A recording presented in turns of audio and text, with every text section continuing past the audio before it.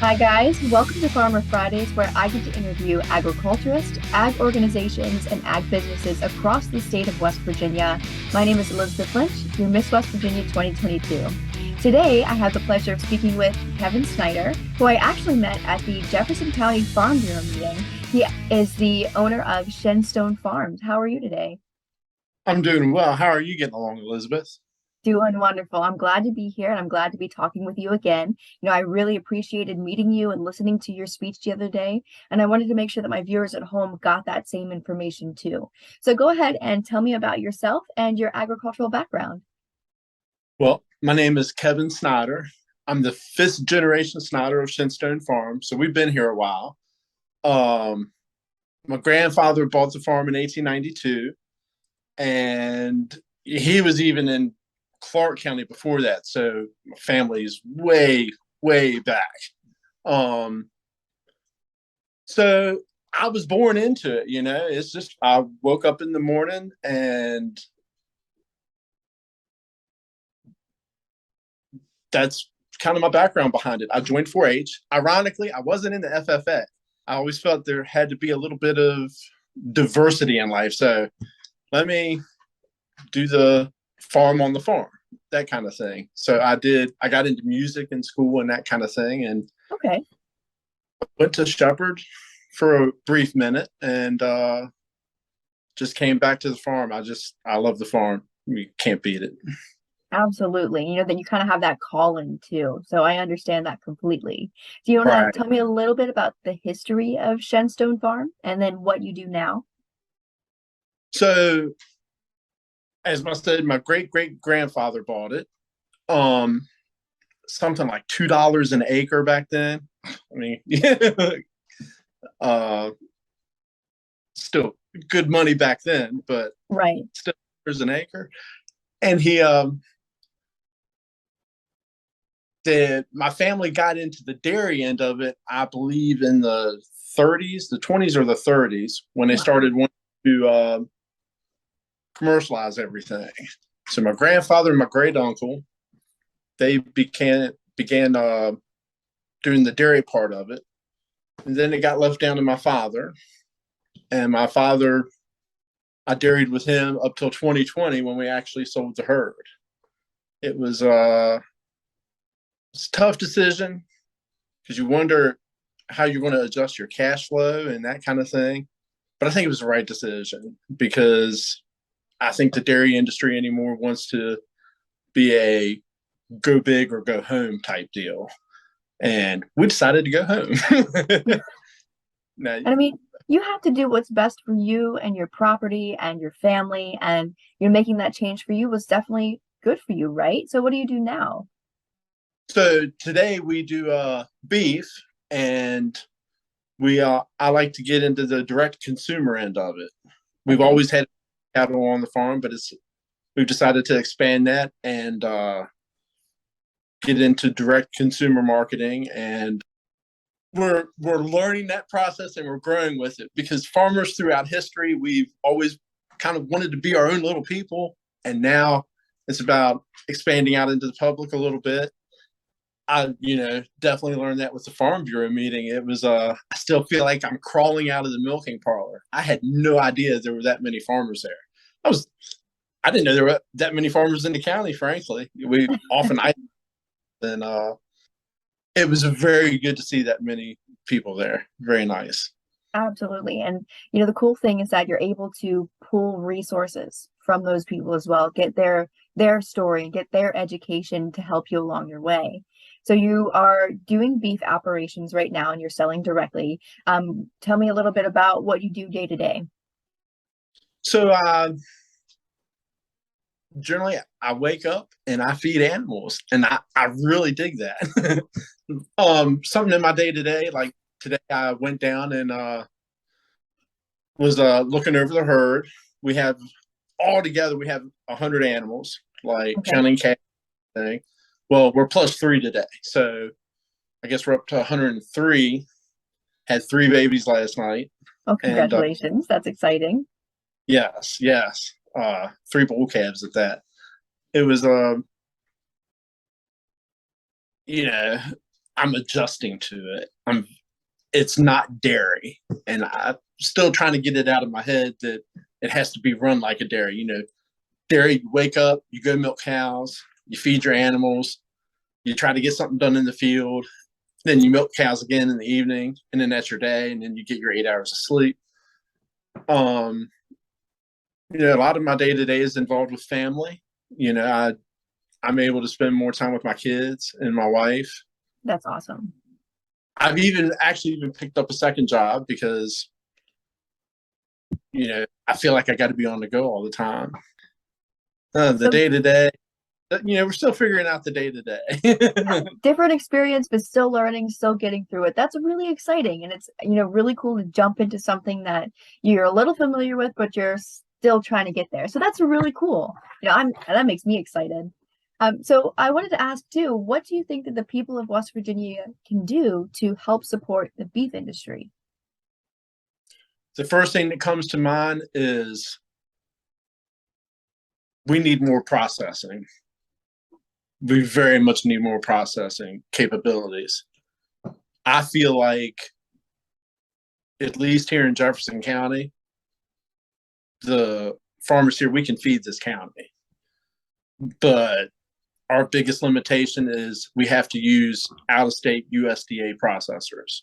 Right. So, if people are serious about their food, and the people that I've sold beef to so far are serious about their food, and they're serious about saving some money also. It's a pretty large upfront cost to buy a quarter or a half or whole, but I think they've learned over the past couple of years it's better to have it in your freezer than to have it to go to the grocery store and get it. Absolutely. So get with our extension agent, Emily Morrow, and advocate for it. I mean, if you're serious about food, definitely make it known that you want a processing facility. No, I definitely agree. People get scared of the idea of having one by their house, but these places are immaculate. They have to be. We use the processing facilities that we use now in Maryland are they're immaculate. And you wouldn't know that that's what they are unless you knew that's where you were going. So if we can do that here in the Eastern Panhandle, and I think we'll be in an awful good position. I know they just opened up the Appalachian Abattoir in Charleston, West Virginia, so the southern part of the state. So that was really exciting for the state of West Virginia. But like you said, if we can get one, in the Eastern Panhandle or at least in the northern part of the state somewhere, that would be phenomenal. Right. Absolutely. Now, what do you think is the most challenging thing about? Hey, I love Friends. It's okay. She's 13. Now, holy cow. Well, she just wanted her time on the screen too, so I get it. So going into, you've been involved in agriculture your whole life. What do you think is the most challenging part about working in ag? There's a lot of challenges. I know, the weather's definitely a challenge, but you get used to it. Mm-hmm. I don't know if you 4 feet of snow like we got a few years ago, or record-breaking rainfall in 2018, but right now dealing with neighbors, I have more and more neighbors coming in, and that irks me. Yeah. I've had neighbors all my life, but for some reason you just feel like it's closing in on you. And I think when you got all these people coming in, they got to realize what they're entering. That's my thought. That's hard. Oh, we can get used to the best that we can anyway. We have to. I mean, the biggest thing too is as an agriculturist, use your voice and make sure that you are educating those around you about, okay, this is, my farm property. This is what I do on it. This is how you can help me protect it to make sure that, my animals are safe, that my land stays safe. So I really think it's important, like doing these Farmer Friday interviews, that people can understand exactly what's going on the farm. And then they have an idea, oh, like if I live next to a farm, like maybe I should do this, this, and this, or maybe I should be cautious when doing this, this, and this. So I think it's, education is super important. But this brings another point up that we'll get to here soon. But I wanted to ask, on the flip side of everything, what do you think is the best thing about working in ag? Oh, the space. We we live on a hill. I guess our elevation's between 600 and 700 feet, and I didn't appreciate it as much until I got older and had been around the county and realized I can see both mountains from here, and I can see Harper's Ferry, and I can see well south of Winchester from this hill, and it's just it's gorgeous. I mean, you get to hear silence. It's the best that you can anymore. You get to hear what quiet is. You get to see stars. And you just Um, get to wake up every day and be immersed in that right. that beauty, that comfort, that peace. Like, I Yeah. completely appreciate that and understand that. There's nothing that is more frustrating than losing an animal, but there's nothing more rewarding. Like this morning when I found 3 baby calves and everything clicked, and it was like, all right, it was worth the effort. It was definitely worth the effort. And Touching on it's the FFA creed again, the joys and discomforts of agricultural life. right. Perfect example right there. You got to learn to get over the bad and embrace the good. Absolutely. I tell you, I had a customer buy some beef, and they were very familiar with the process. It was very easy talking to them because they knew what they wanted. And yeah, I even enjoy educating people on the beef. Well, this is what you're going to get. If you get this, you can't get this. And I've enjoyed talking to people about it. But this individual in particular, she had called me back, or I'd actually called her. I wanted to make sure everything went smooth. And she said, "No, I got this, and this, and then I got these steaks that are called minute steaks." And I said, okay. I said, yeah, I took the liberty of ordering those because when I talked to the processor, that was about the only option you had left. And I was starting to get a little fearful, like, is she upset with the fact that I did that? Was she would have rather had ground burger, or would she have rather had that into something else? And then she said, that was some of the best meat that I've had in a long time. And that elation, yet rush, I was beside myself. And it was, I mean, those are the good things that you get out of agriculture when you satisfy somebody. Or when you're working in the fields and you have kids looking at the tractors and all. I mean, all that stuff.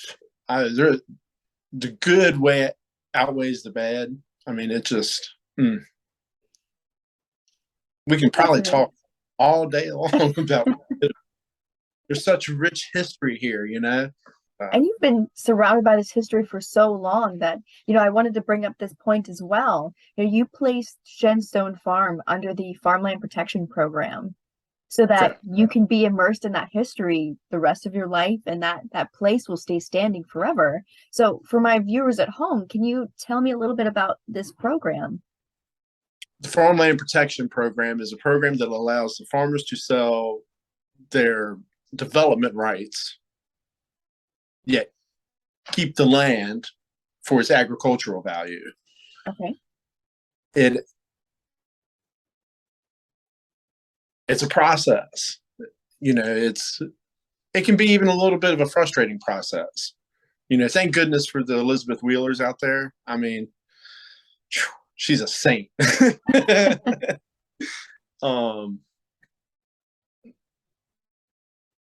But to be able, you're putting your land in protection, and it takes a couple of years to do it. So it takes some planning, even going into it. Financially, it just is not sell your property right or sell your development rights and move on from there. Yeah. I think it's a tool that can help you pursue. If you don't have to pay a mortgage, then it can help you buy equipment to do the things that you need to do later on, or it can pay off a mortgage.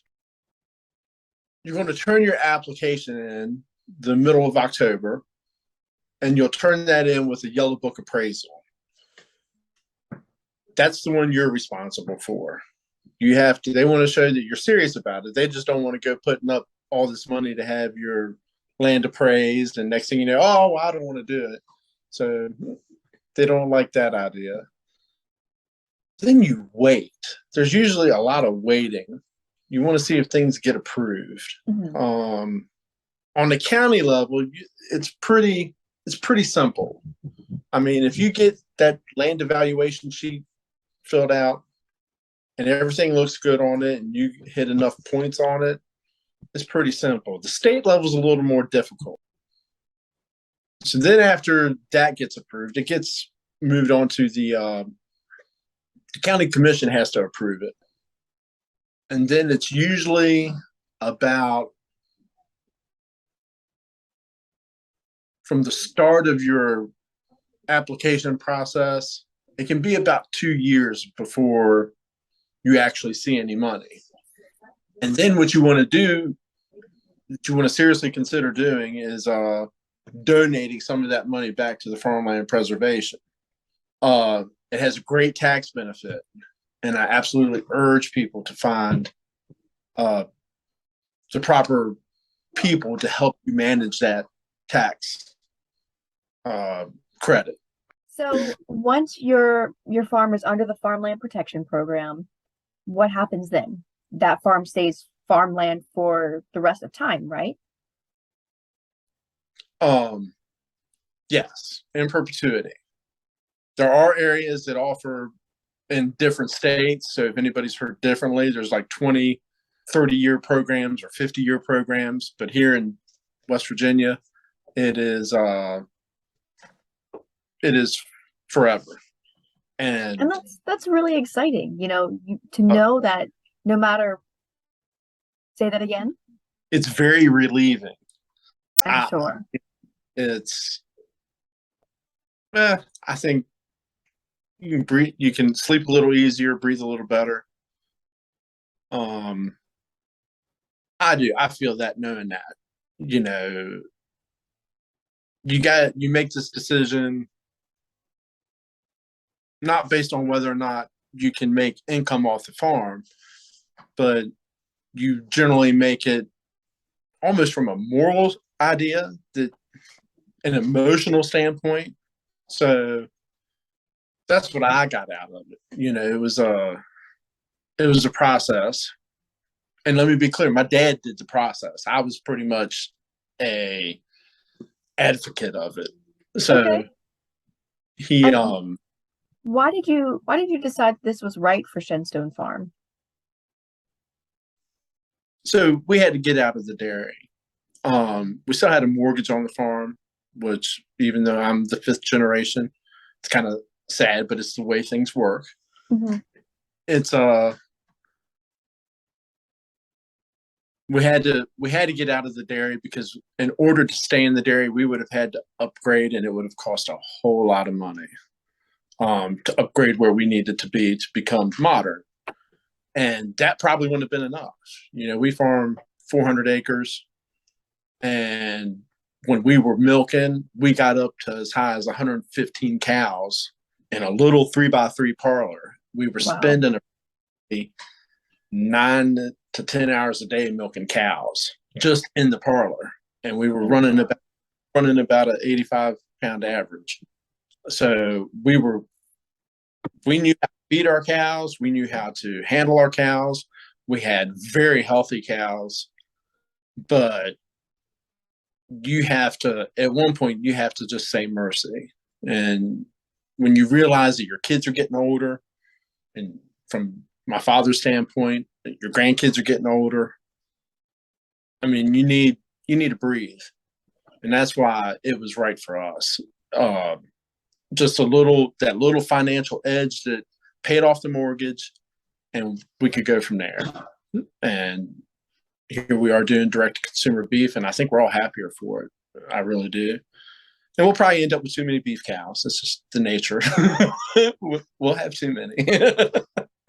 Then we'll call them out some and just manage that. All in all, it's a little bit of an arduous process, but end to end, it's worth it.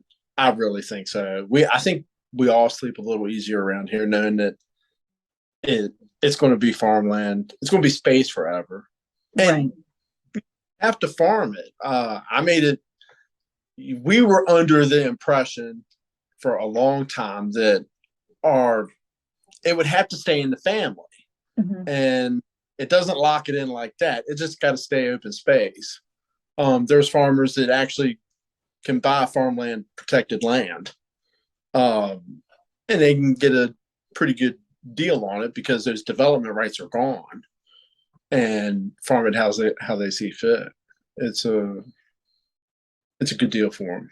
Now, I do have two more questions for you, but we are slowly running out of time.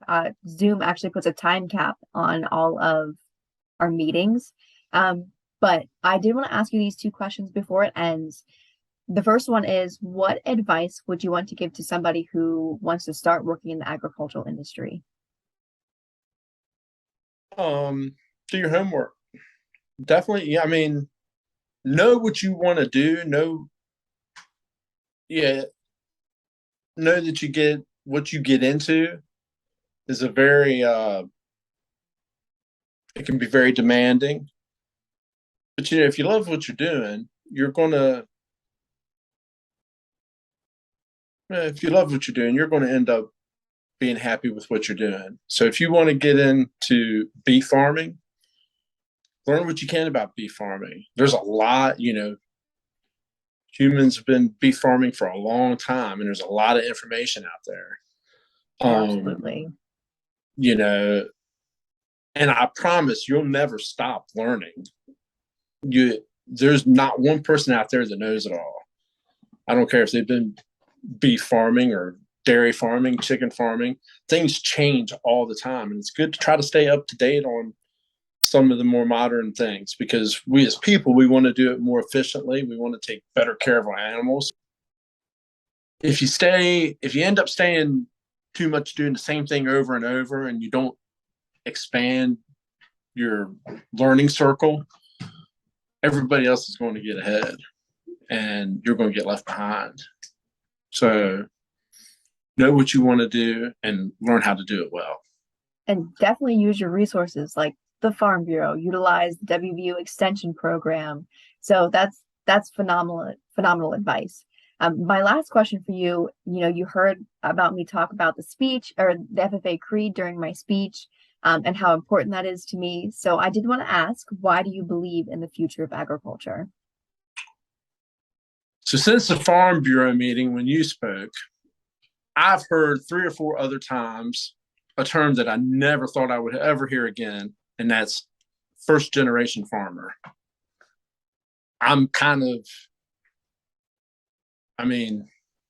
That's all you need to do to believe in agriculture right there. First generation farmer. And that's amazing, because when you grow up on the farm, most farms are handed down through families. And we think of third generation farms as being new, and you have old blood around here. The Burns family, the Granthams, the Snyders, the Stolifer. Yeah, I mean, there's old blood here, and when you have people talking about first generation farming, that's promising, very promising. Absolutely, it makes you excited, right? Well, it frankly gives it gives validation to your generation, and it shows that your generation's willing to work. You're just going to do it differently. I know,